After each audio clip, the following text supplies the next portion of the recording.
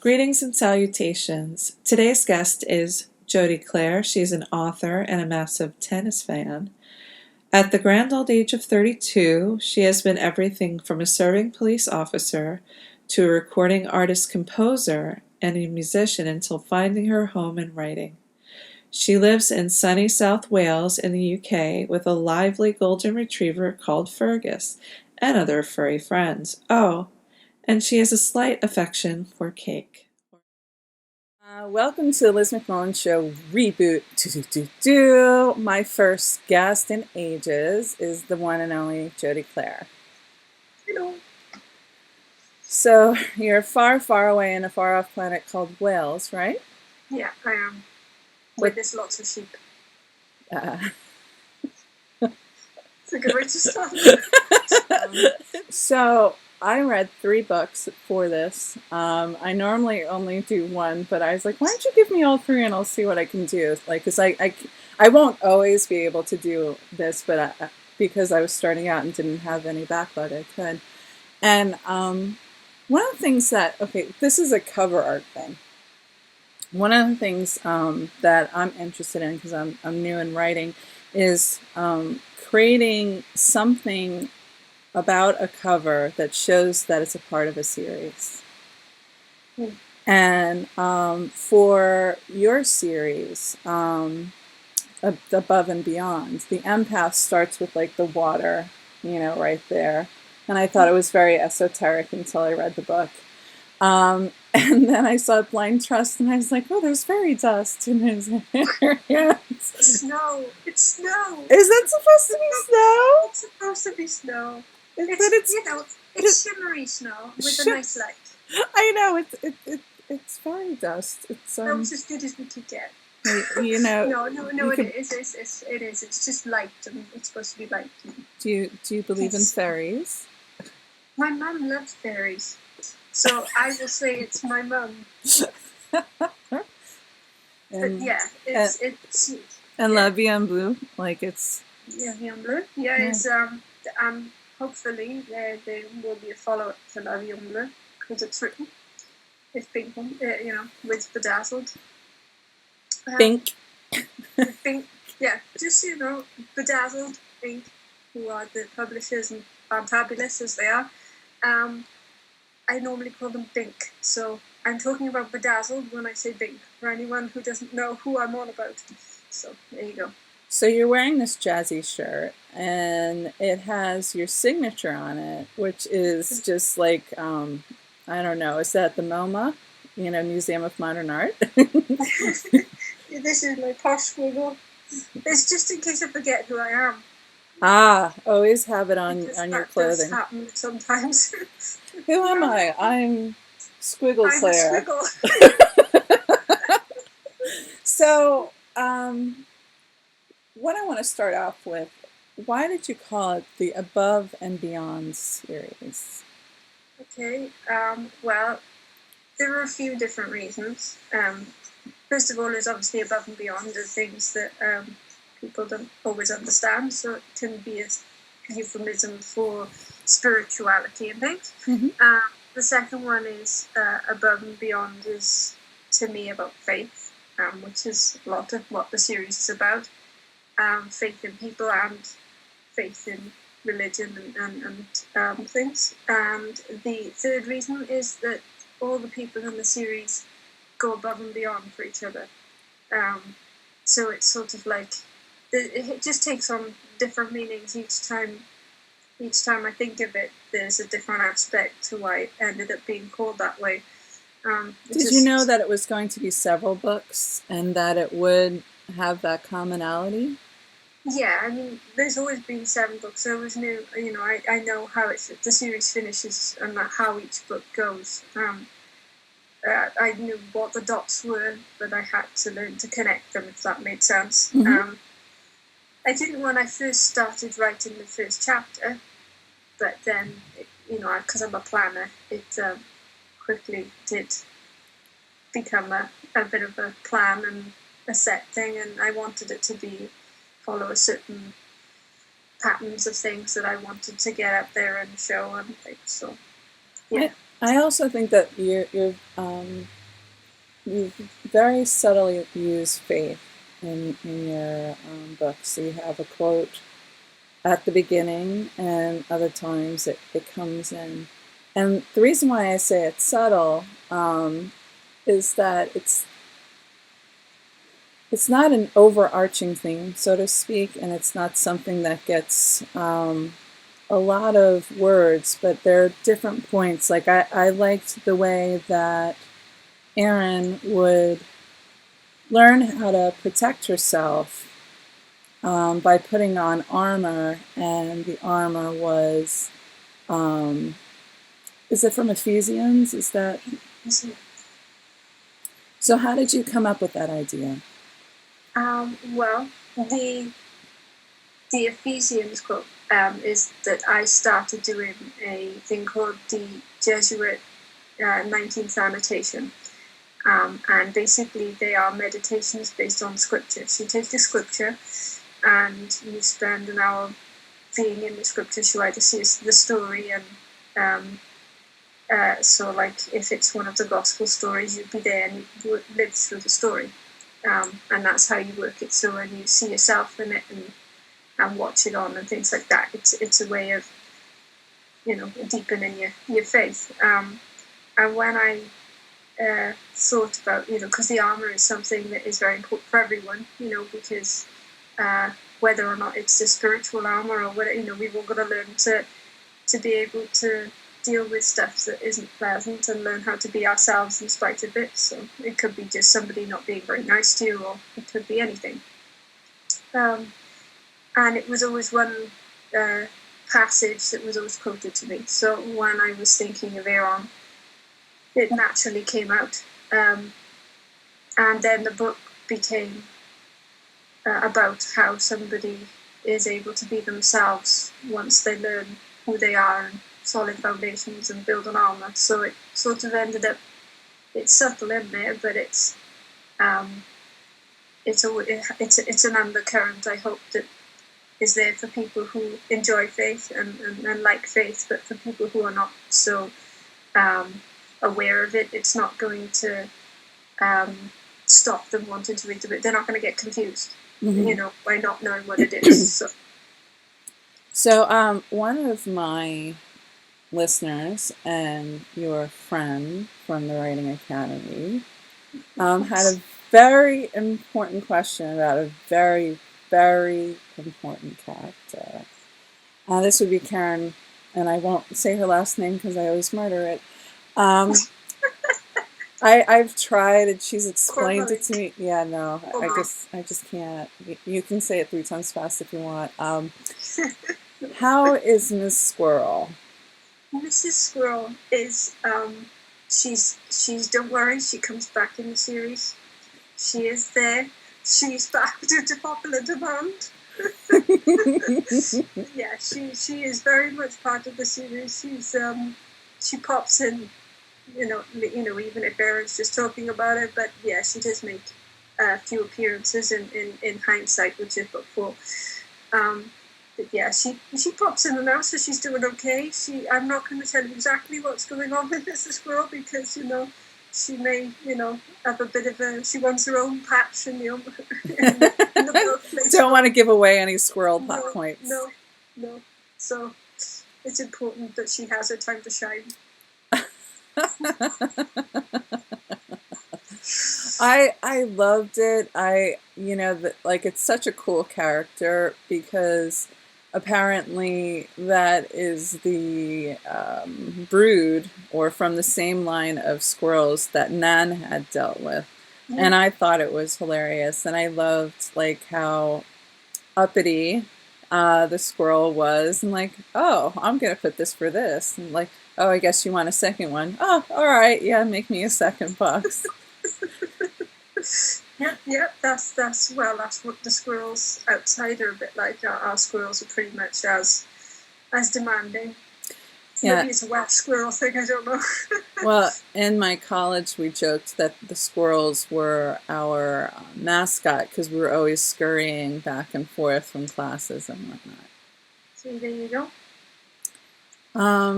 Another character that I have to say is one of my favorites is Little Zach. Oh, you like little Zach, dear. He I gets drifted. I just want to cuddle him and squeeze him and love him. He was in blind trust, and he was a mute child. And Aaron's got many abilities, and one of the abilities is to hear thoughts. And so they kind of bonded, and I'm just like, you know, Aaron is such a softie, emotionally, and tries to be strong, but gets all choked up. But how could you not? I mean, like, Zach is just a cutie patootie. He is, and I wasn't expecting to be there. He wasn't supposed to be in the book. But yeah, all of a sudden this little character came up, pretty fully formed when she pulls Charlie, another character, up from somewhere, which I can't tell you in case you haven't read it. But basically, he appeared, and he was just. I was like, oh yeah, because I'm a sucker, so they're always bound to be a sucker for this kid. Yeah, the other thing that's interesting about Erin, is that she's really tall and very muscular, and you describe her like Samson in the Bible. And what I thought was really funny, and this is not giving away any plot points, but I still thought it was hilarious. This bad guy turned around at the sound of her voice and looked straight into her chest, and then looked up and up and up. And so I was looking into the eyes, and I was just like, and then another point, size wise, oh, I got another inch around my biceps thanks to Frankenfry. And I was like, how big are those biceps at this point? My goodness. They are huge. Yeah, it's actually because I went to school with a lot of people who were quite tall, not quite 6'5", but there are a few tall people in my family as well. So I'm a dut compared to them.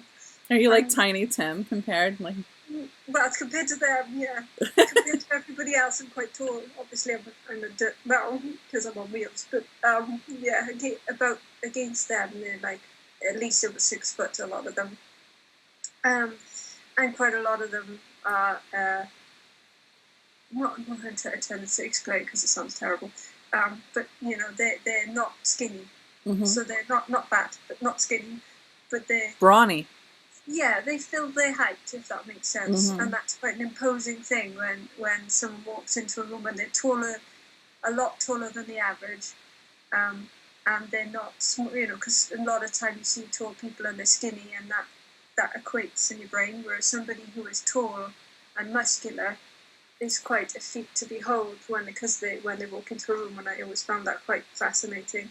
Erin is huge, and what's interesting is you're like, yeah, Erin's huge. And she's got a big heart. But one of the things that surprised me was that, with one exception, but that was barely an exception, she's incapable of physical violence. She's just not she can't shoot a gun. First of all, if you're psychic and you have certain abilities, a lot of times you make electronics go haywire.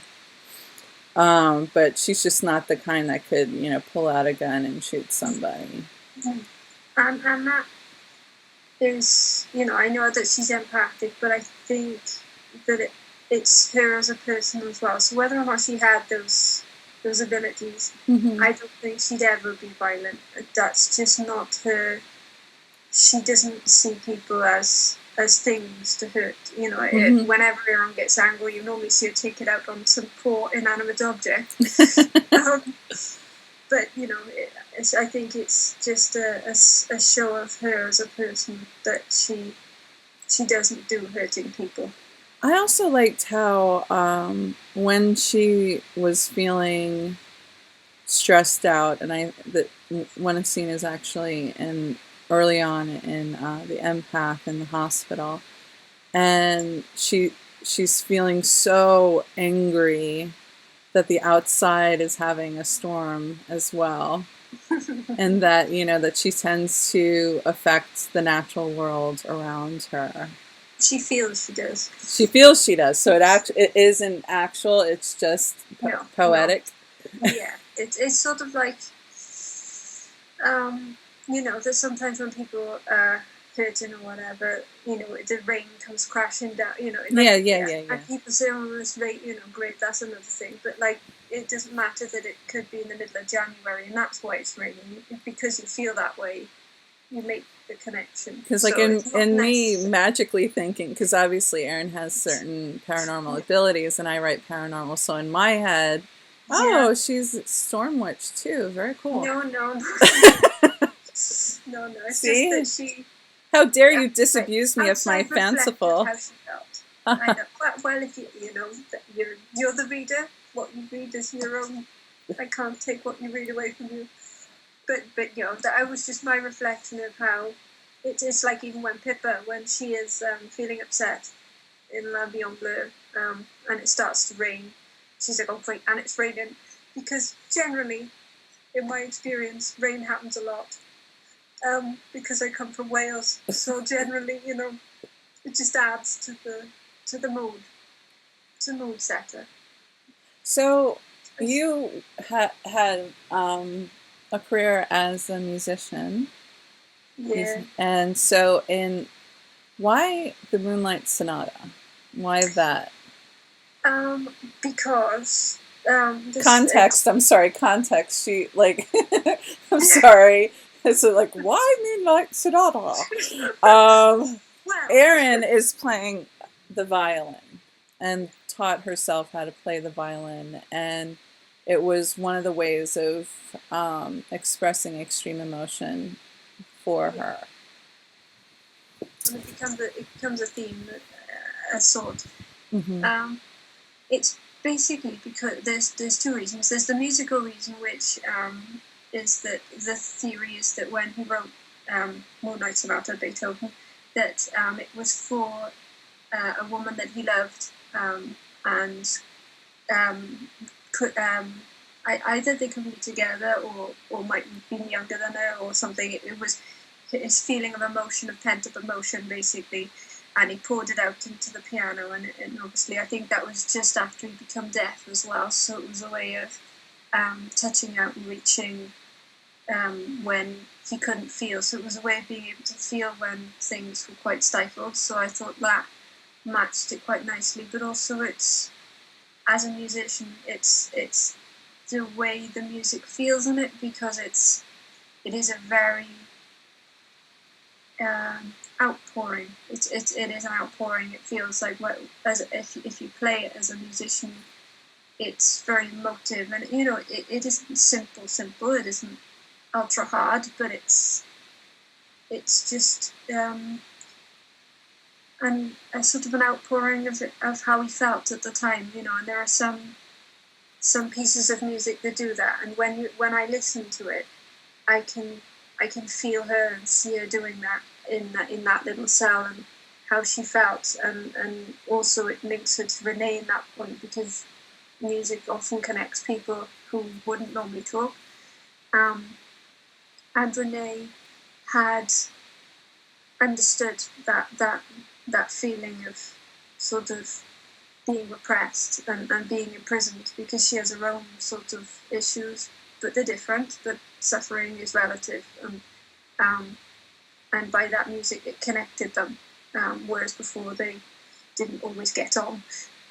So it helps, and I think it's important to me as a musician to show how healing music can be and how it can connect people. So it felt right, if that makes sense.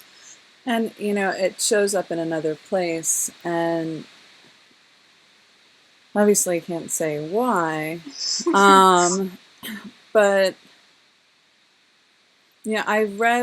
I've read books that have trauma in them, and and the trauma has rendered somebody who is quite strong into someone who is catatonic. And in one book, the character she had kind of left her mind, but the core of who she was a knight, like character, a warrior, and has always been intensely protective of the woman that he loved. Well, passing as a he, actually a she. Louis is the male name, and people around in the 12th century thought Louis was male, but was born female. Anyway, so what she did to get her out of it was to stage this kind of we're gonna get your wife kind of thing, and you bastard or whatever, and it woke her up. And even though she wasn't all there, and poor Kate is trying to sword fight with her to but she can't. That's not her thing. Yeah. She's from our present, and so it's not like they teach sword fighting anyway. But eventually, it woke that part up. That part that she may have been dead to herself, but she was not dead to her love for that person. And it resurrected her. And, for another character in your book, The Sound of Music, tugged her out. And because it was it was kind of existentialism in a sense, what she was doing. And when you get to a point where somebody's that damaged, sometimes obviously, like you said, they go into that state where they can't be reached, and it's hard to reach them, and it takes something vastly emotive to them, like their love, in order to bring them out of themselves. And that's again to show in the healing of music, and healing of love, basically, that if somebody doesn't give up on you, that you can feel like you're lost, but if somebody is there to keep going and push you, then it's, people generally will be able to find their way back with a little bit of help. That was kind of what I wanted, a message of hope, and then really that that with a lot of love and a lot of patience, that even the most seemingly lost person can come back. In Blind Faith, I found that there's a difference between confidence and faith. And Aaron doesn't have a hell of a lot of confidence. And in the first book, he's very recalcitrant and doesn't want to use her abilities and sees them as curses and whatnot. And then she's put in a position where she has to do what she's uncomfortable with. And even though she doesn't have faith in herself, she trusts Renee, and she believes in her. And even though you did an excellent job with the first snap of what happened, because you see the first view is how it appears to everybody, and people can't understand why she behaved that way. And Erin wouldn't let it go because she's like, there has to be a reason. Renee's this heroic character. There has to be a reason. And I was like, what the hell reason could there possibly be? Which means you did a good job with the way you present the scene first. And then, she goes around doing her own form of investigation, which is really funny. And it's just and of course, from time to time, one of the other things that we, about, I don't know if it made this cut, but we're talking about your cover. And the covers have water in the hands, and this is representative of Erin, when she takes somebody's pain, it doesn't just go away. It's almost stored in her hands. And if she doesn't get rid of it, she would displace it and give it to somebody else. And honestly, I thought in Empath, I thought she was going to literally displace that pain.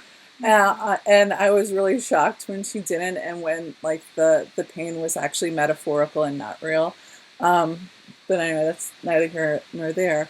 But poor Erin is trying to heal herself, and it's this really traumatic, scary, and life-threatening thing, and she has to figure out how to do it alone when she really shouldn't do it alone. And but each time it was somewhat different. Like, how did you get into that kind of very physiological yet very emotional cleansing that she had to do? And why did you choose that? Because that's really...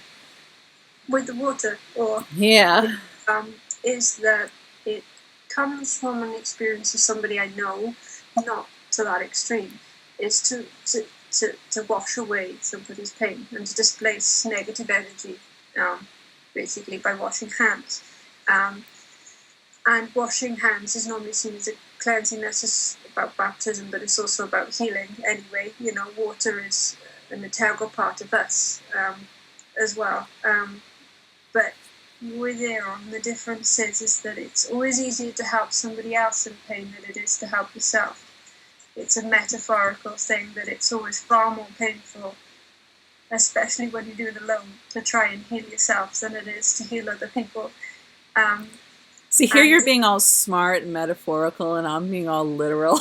no, that's where it, you know, and then it went, the literal is that I thought, you know, is that when you're talking about water, is that when the pain is there, that obviously you can get quite sucked into your own pain. So when she's trying to wash it away, it isn't pleasant, but I was trying to make it a physical thing so that people could understand that how it would work through her abilities, if that makes sense. So when she's taking pain from somebody and she washes it away, it's different because it's not her own, so she's not as connected, yet it's still quite dangerous to do it because she could get hurt herself. And, you know, water is that thing. Water has that dual thing sometimes where it can be healing, but it can also be quite a scary thing if, you know, people at sea or whatever, you know, it's got that essence about it that, you know, cold water can help. So, you know, if you have a nice warm bath, it can heal your aches and pains, but if, you know, if you're not feeling too great and you get stuck in the bath, it's probably not a fun. So yeah. Sorry, and I just thought of that, and I thought, she's quite tall, so that would make it could, because from some of my own experiences, that when you're alone in an environment and you feel faint or you can't physically stand or do anything like that, everything becomes something you could, you know, hurt yourself on. Yeah. So it was kind of a way of showing that as well, a vulnerability, that yes, she's strong, but she's a human being that is capable of knocking her brain cells out. You know, and one of the things that I think it's, you know, it borders on bravery and hubris is Renee's faith. At one point, she puts two people's lives in danger because she believes, this is an empath, because she believes so deeply in Aaron that Aaron will respond. And I love, you know, how she goes to get the book, which is, you know, not what it seems. And I was just like, holy shit, she just put all this on the line and was like bluffing her way through. But that's because she knows Aaron well enough. Yeah. Because that thing is as well, is that she's been a psychologist for, gave something away, but but just ignore me. Well, she's a psychologist when you introduced to her. She's a psychologist who has just appeared, nothing to do with anyone else. Is that she's been able to reach Aaron and understands her mentally, and when she puts that person at risk, it appears she knows how much that person means to Aaron. And she also knows Aaron's heart. So to be honest with you, that could have been somebody Aaron didn't know in the river or wherever it was that happened. She knows her well enough to know that Aaron wouldn't ever let anything happen to anybody. So therefore it brings out the best of her.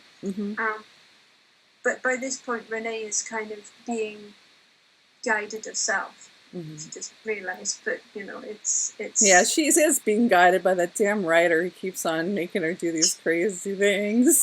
He wasn't even supposed to be past chapter 2. She was only supposed to be in chapter 2. She started it. She's now a co-star. That uppity woman. All right, so one of the things that I find unusual is that you write two very damn scary and at times gruesome things, but you cannot read scary, gruesome things. No, because I don't like, I the only reason they're in there is to show what she overcomes. They're not pleasant. I don't like writing them. I really don't, to be honest with you. They're not, and I've tried to do them different ways because they're two different sorts of people. Same sort of mental illness, I think, but they are two very different damaged people on different levels. And I thought it was important to show that from their own perspective because, it is a thriller book. But I also wanted to show that these people are human. Yes, they're doing things which are despicable. But, people are all human. And like says later on in the series, is that unless you walk a mile in somebody's shoes, you don't know if you get their blisters. Is that basically, the both of them have differing levels of mental illness, which I know what the mental illness is and what I'm trying to depict, but I'm hoping that it shows. So it's sort of a fair airing for them, but it also helps to bring the reader closer to the drama of it. But no, I wouldn't have it in there if it wasn't necessary. I'm not a person who likes those things at all. I like fluffy happy puppies who bark all the time. Yes, and you like fluffy pink shoe. What? Sparkly shoes.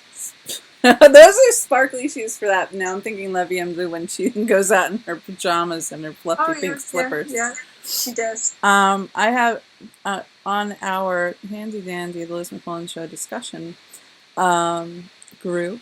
I have this little thread. I know I'm trying to get people to hang out and do both. Woo! Yay!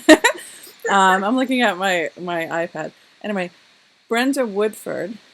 She said, I read Blind Trust in paperback during the day and La Vie en Bleu on my Kindle at night. Brilliant.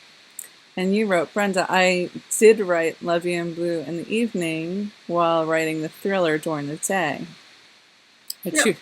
Which she responds to saying, Brent, yes, I'd like to ask Jody, in light of a reply, whether the fact that the two books are completely different made it easier to work on two sets of characters, and was La Vie en Bleu a relaxation, or both presented different challenges? Well, first of all, I kind of have a tendency to write on a lot of different projects at once. Mm-hmm. Because I find that that's the way my brain works. But basically, I'm a bit scatty. But I am better at it now because.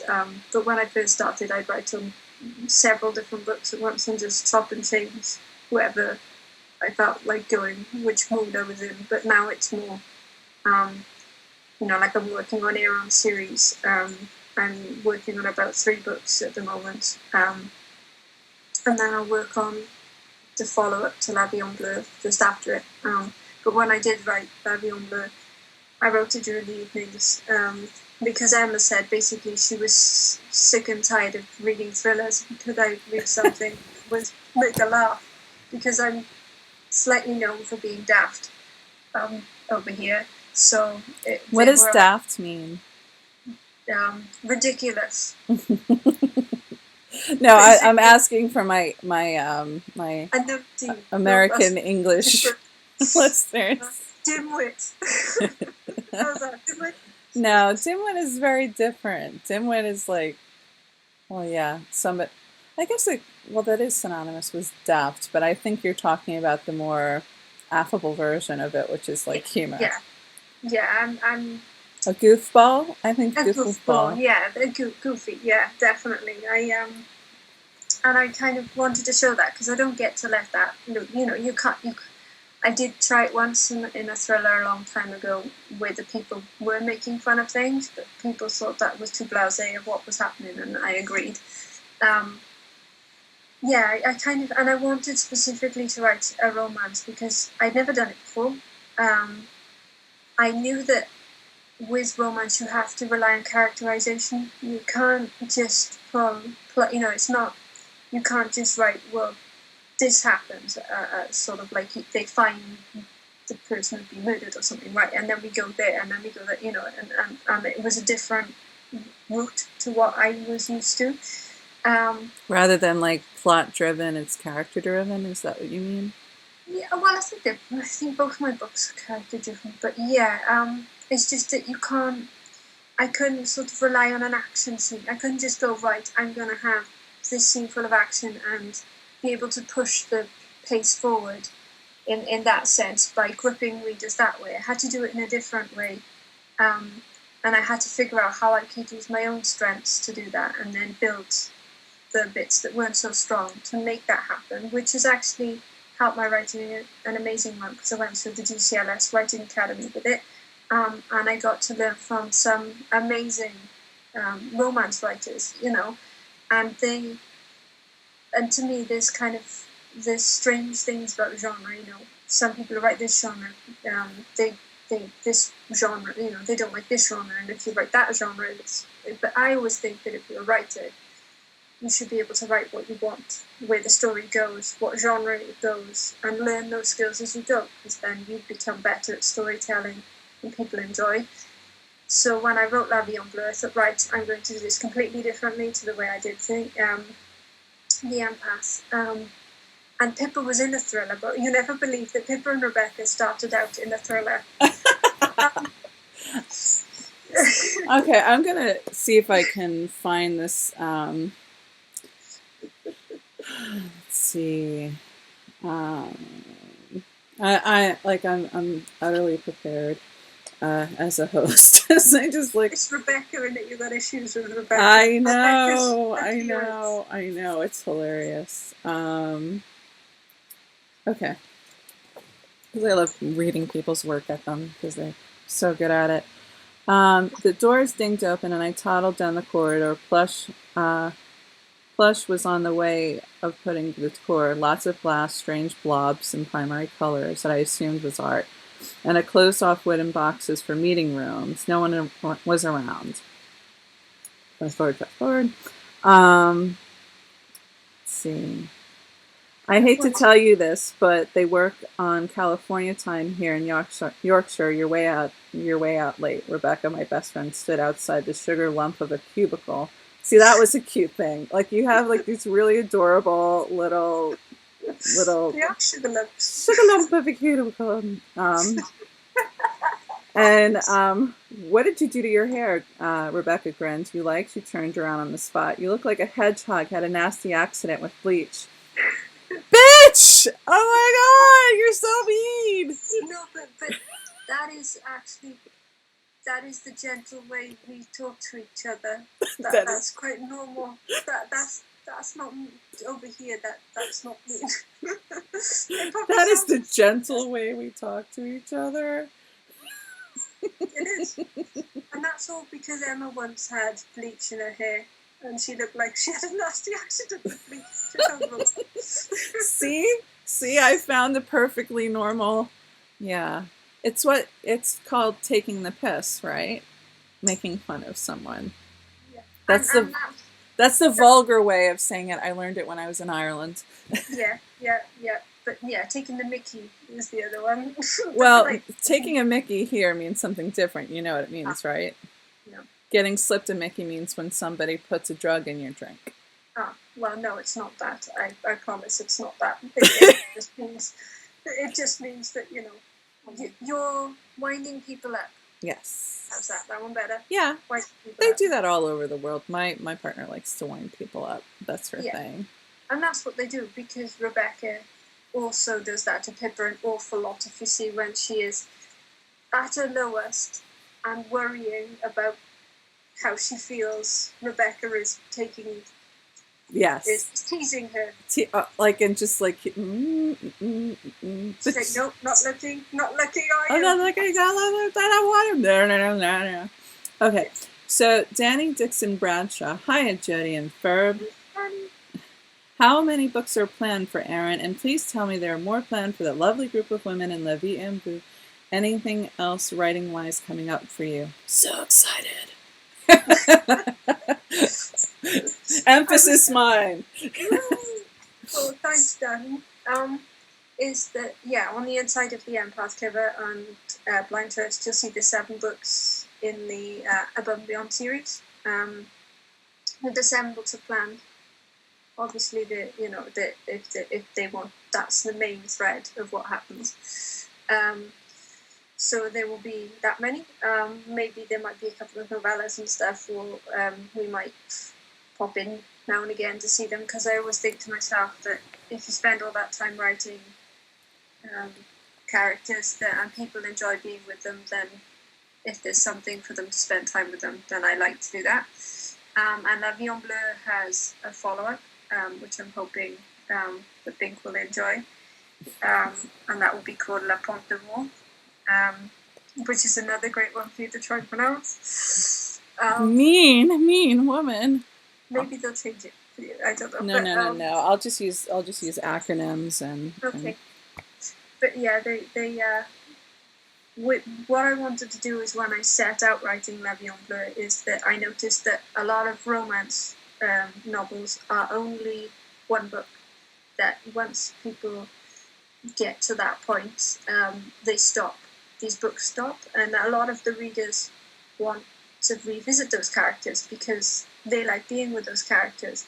But then they get another set of characters, and maybe you might see the main characters come back as a secondary character or something, but you never see the follow-up to how they got together. And I wanted, and that's what I've done with Pippa's series, is that she is a series, so it's not just one book. So there's lots of things that she could do, and because it's humorous, hopefully, I hope people found it funny anyway.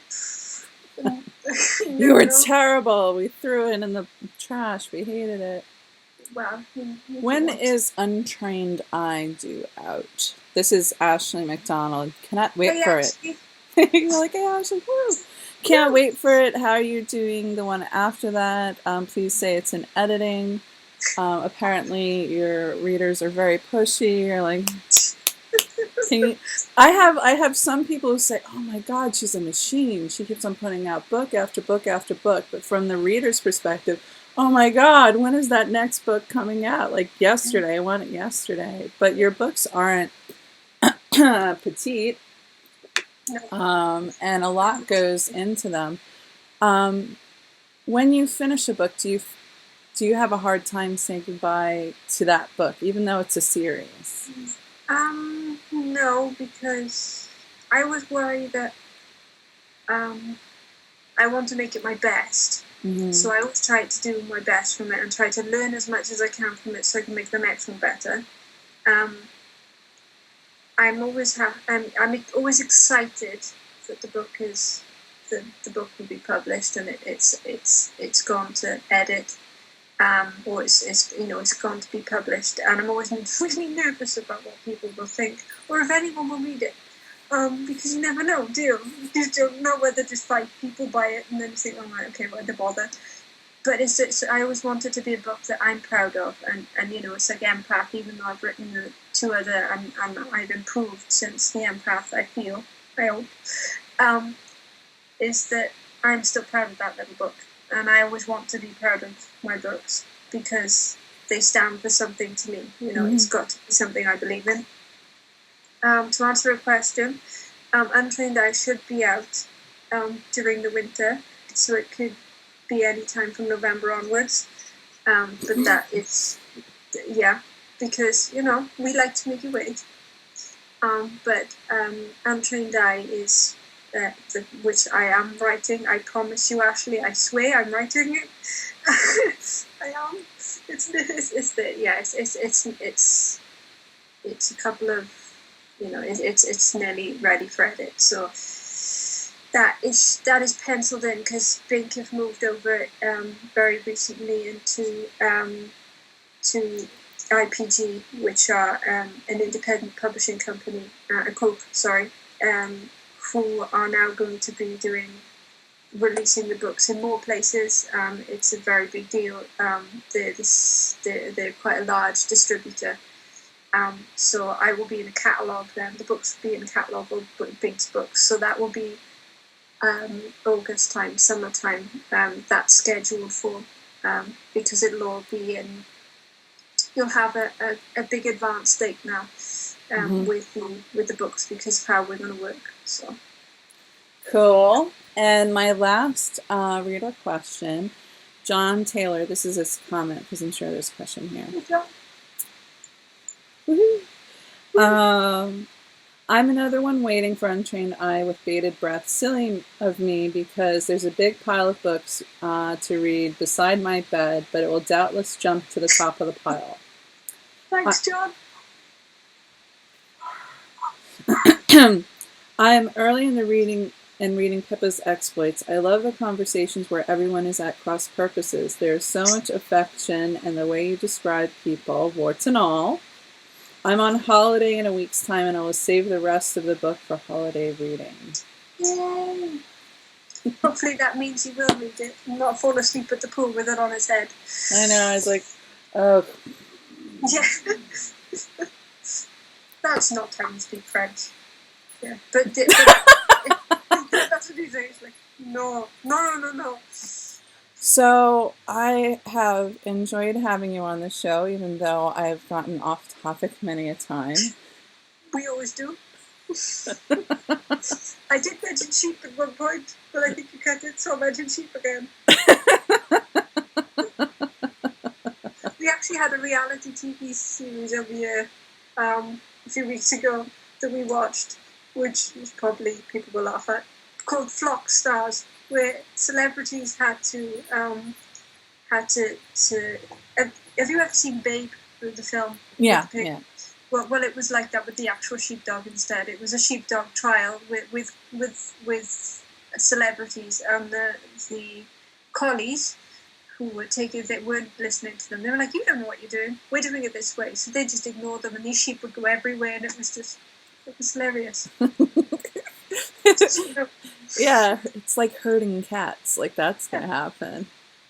But I love having you on. You have to keep cranking them out, because as my little listener questions have indicated, they want more women.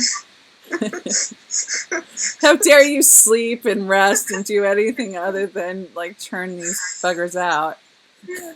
Well, I just I'm working.